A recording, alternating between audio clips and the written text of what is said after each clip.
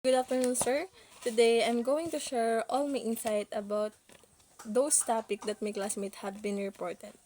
Well, lahat naman po ng topic is connected and it plays important role on hospitality industry. But this topic helped me realize about how important this, and that is the information technology and hospitality industry.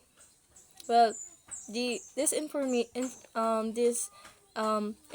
technology help us to easily disseminate information by posting it online. So it's easy for us to show our product, our services to other people or our customers. Well, because of information technology naman talaga, mas napapadali yung trabaho natin na hindi na natin kailangan magtrabaho all day to print or to make to print or make diaries like before kasi 'di ba noong wala pa naman information technology, kinakailangan pa nating gumawa ng diaryo, journal or magazine to disseminate the information about our products or some issues.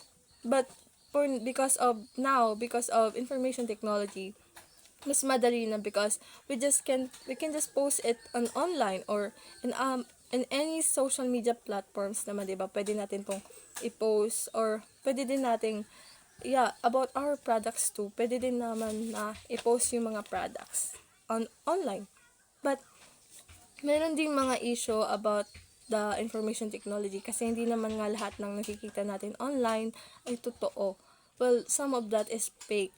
So, we just need to be careful on posting kasi hindi naman nga lahat is totoo. And about naman sa impact of e-business, syempre, it involves the distribution of gadgets or the devices. Isa din yung sa natutunan ko is yung isa sa napanood ko sa news about yung gawa ng Pinoy na bahay daw. Nagkaroon ng tsunami noon sa Japan, and isang bahay lang yung natira because of dahil yung sa gawa ng Pinoy. And that makes me realize the impact of e-business kasi some of the devices is kasi or the devices or the materials is been made here in the Philippines. So parang because of our services, parang nagkakaroon ng innovation, ng globalization about those e-business. Well, to sa business tool naman, 'di ba? Yun yung mga ginagamit ng mga business.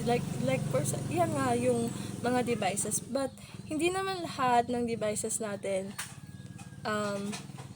I mean lahat hindi naman lahat ng devices kailangan natin i-register. But merong mga devices na kailangan natin i-register para mas madali nating malocate, like nga po nung diniscuss mo noon na like merong mga gadgets or mga devices or equipment na kailangan natin i-register. Like for example, yung phone natin.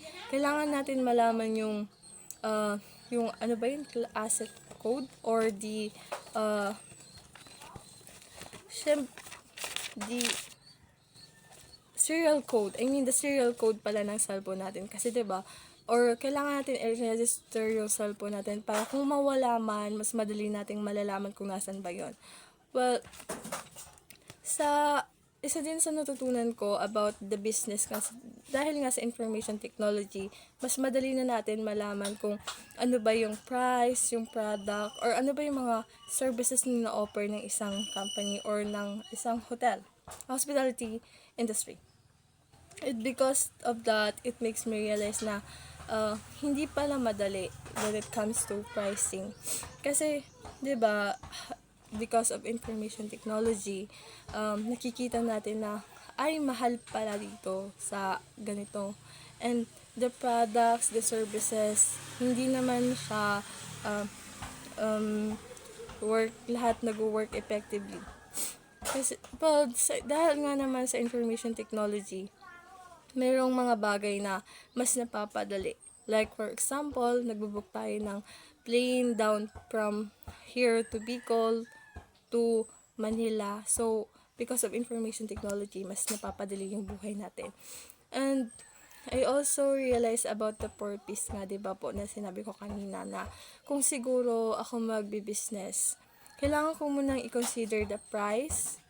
I mean, the firstly is the location. Kasi, syempre, magtatayo naman ako ng business, I need to know the weakness and the strength of the place. Kasi 'di ba kung magtatayo naman akong business sa isang community tapos wala naman masyadong tao, syempre wala naman pong bibili sa akin. So, I realized na if I going to have my own business, I need to learn about the location first. Kung dito ba sa lugar na to, mas mabibentahan yung business ko or yung product na ino-offer ko. And so, from the community first, at syempre, kailangan ko naman alamin yung mga products, kung ano pa yung mas kaya nilang bilhin or yung kinakailangan nila sa lugar. And then, about the pricing naman. Syempre, the price, kung iisipin ko naman kung magtatayo ako ng business doon sa may malapit sa school, yung mas kayang bilhin ng mga estudyante. And syempre, sa promotion naman, pwede kong i-share yung business ko, like telling my business about my friend na kung pwede ganyan bumili kayo sa business ko. It's like about that. And syempre, the importance naman po ng social networking. Kasi from the social networking, sabi po nila dito sa report nila that social networking or the social media platforms like Facebook, Twitter, and Instagram can be beneficial for business. Siyempre, sobrang benefit naman po talaga yun kasi like nga po sinabi ko, because of the information technology, mas madali na sa atin magtrabaho through online by posting our product, through using Facebook, Instagram, Twitter, and sometimes nga we use Shopee or Lazada to sell our product naman po, 'di ba? So, sa telepono naman, the telephone naman or the landline telephone, 'di ba dati halos yun talaga yung main communication ng mga tao to call. But now, hindi naman masyadong ginagamit yung telepono kasi we use our own devices, our mobile phone. So, and also, about the proper ways of using business tools.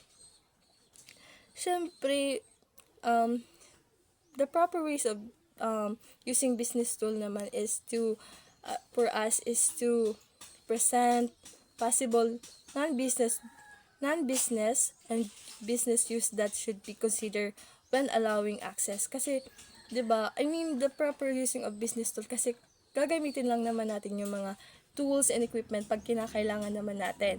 Well, sa business website naman, like nga po sinabi ko kanina na kung may mga ibang business or establishment na pwede lang naman nilang i-post through website or online yung mga information about sa product nila or the services na in-offer nila. So, for us, the customer or customer, mas madali sa amin na sa atin na malaman yung information about the product or the services na in-offer nila. So, honestly, lahat naman po yun importante. Well, we just need to learn about those kasi, about naman po sa lahat ng information na binigay ko is lahat naman po yun importante sa hospitality industry. And lahat po yun yung natutunan ko na hindi lang naman about sa business tool, but para sa akin, isa sa may mga malaking impact na natutunan ko is about the information technology nga po. Kasi kanina po, diba, sinasabi ko palagi na napaka-importante kasi malaking tulong ng information technology sa ating mga tao kasi basta papadali yung buhay natin, yung trabaho natin by just posting it on online. Pero kailangan din po natin maging maingat about posting our information to online kasi nga mayroong mga tao na pwedeng kumuha ng information about us and use it to other people or bad things. So, yun po, lahat po ng natutunan ko. Salamat po. Thank you.